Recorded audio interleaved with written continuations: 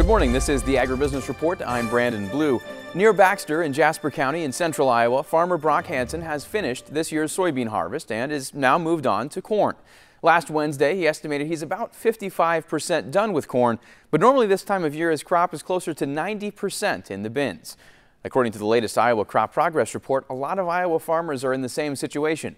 Agribusiness reporter David Geiger has more.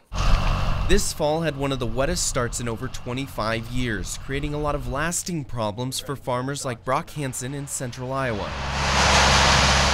But the weather took a turn for the better in the last 2 weeks of October. We've had some beautiful stretch of weather here this last 5 to 7 days, but we're still fighting some muddy fields. We had some issues just even on this farm. We've got a little corn stand yet. We left it to try to dry out a little more to come back and get it a little later. Wet corn is somewhat of a theme this year. Hansen says in the area where he farms, there's quite a bit of high-yielding corn. Add in a high moisture content of 20 to 21%. That makes for some logistical problems for the farmers around town. The corn's not conventionally dried in the field. We're having to dry it commercially at home, and the corn is actually drying very hard. Even the elevators are having trouble with their commercial dryers. I'd say we're drying at 2/3 of the pace of what we should typically dry corn at.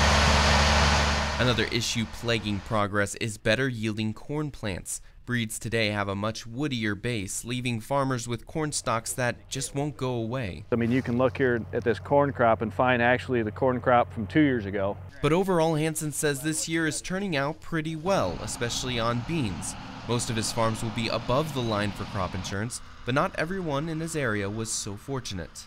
You didn't have to travel too far away from here to get out of a good yielding area.